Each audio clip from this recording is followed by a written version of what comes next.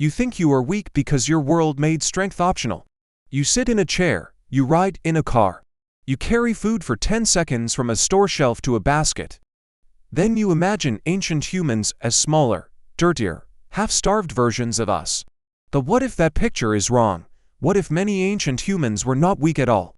What if their bodies were trained every day by one simple fact? Nothing was easy. No elevators, no roads, no delivery, no machines to grind, carry, cut, dig, scrape, climb, or drag. If you wanted water, you carried it. If you wanted food, you walked for it. If you wanted shelter, you built it. If you wanted warmth, you gathered fuel. And if something heavy had to move, your body was the tool.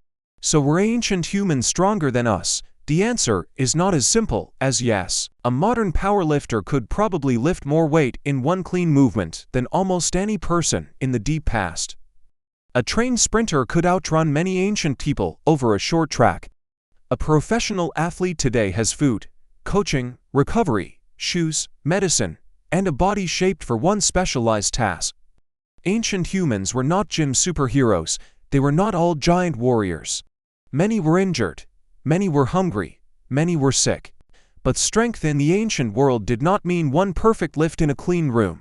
It meant useful strength, walking strength, carrying strength, grip strength, balance, endurance. The ability to squat, climb, dig, throw, pull, crawl, and keep going while tired. It meant a body that worked with the land every day, and the bones remember that. Bones are not dead sticks inside you. They are living tissue. They respond to load. When muscles pull on them, when feet strike the ground, when arms grind, scrape, and carry, bones can change shape and strength over a lifetime. This is why skeletons can sometimes tell us how people moved. Not perfectly, not like a video recording, but enough to show patterns. Researchers studying trabecular bone, the spongy bone inside joints, found that its density stayed relatively high through much of human evolution, then dropped significantly in recent modern humans. They suggested that lower activity and sedentary living may help explain the change. That does not mean every ancient person was stronger than every modern person, but it does mean our daily lives changed. Another line of research compares ancient limb bones with people whose activity patterns are known. Some late Pleistocene human limb bones show signals consistent with very high mobility. In simple terms, many ancient people walked across rough landscapes so much that their legs carried the record. Imagine what that means. Not a 10-minute walk after dinner.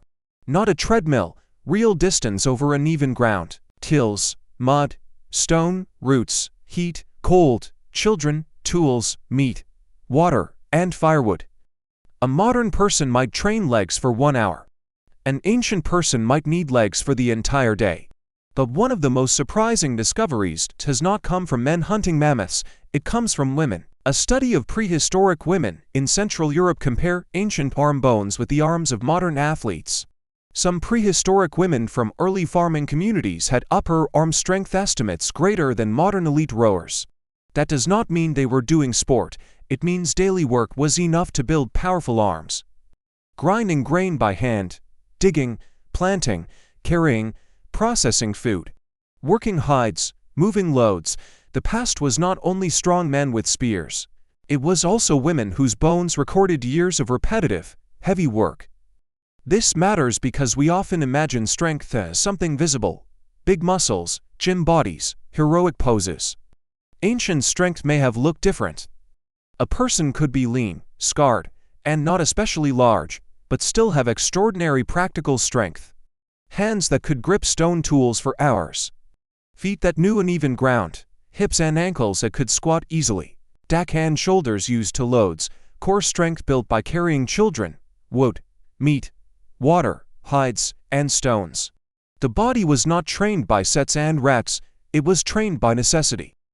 Think about one ordinary ancient morning. You wake on the ground or on a simple bed of hides and plants. There is no chair to help you stand. You squat near the fire. You lift wood. You walk to water. You carry water back. You cut, scrape, crush, twist, bend, pull, climb, and walk again. Before the sun is high, your body has already done movements many modern people avoid for months. Now imagine doing that as a child. Ancient children were not sitting still for 6 hours in classrooms. They watched adults, they played in rough terrain. They climbed, threw, carried small things, and learned balance by moving through real landscapes. Their bodies grew inside a world that demanded movement. But there is a trap here: we should not romanticize the past.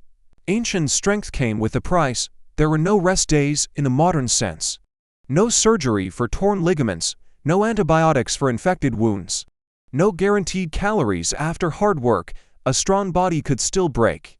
A strong person could still die from a tooth infection, childbirth, a fall, a fever, or a bad winter. Ancient strength was not a superpower. It was survival under pressure. And pressure leaves damage, arthritis, healed fractures, worn teeth, compressed joints, overused backs, and damaged knees. Some skeletons show lives of hard use, not easy health. So the real answer is not that ancient humans were simply stronger. The better answer is that many ancient humans were stronger in the ways their world demanded. They were generalists. A modern athlete is often specialized. A marathon runner may run far but not carry a heavy carcass.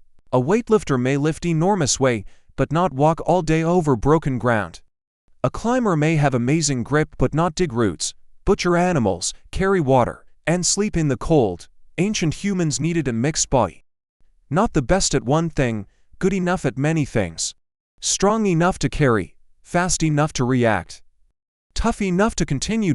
Flexible enough to squat. Balanced enough to cross stones, enduring enough to travel. This kind of strength is harder to measure. But it may have mattered more. Picture a hunt.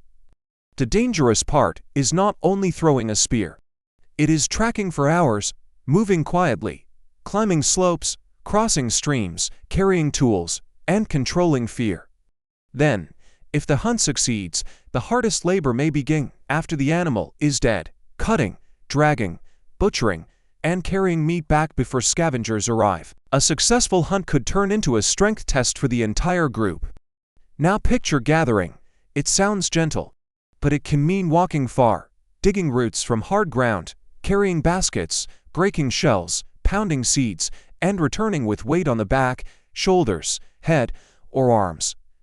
Again and again, strength appears not as violence, but as work. This is why ancient strength was social. One person alone could be strong, but a group could be stronger than any individual.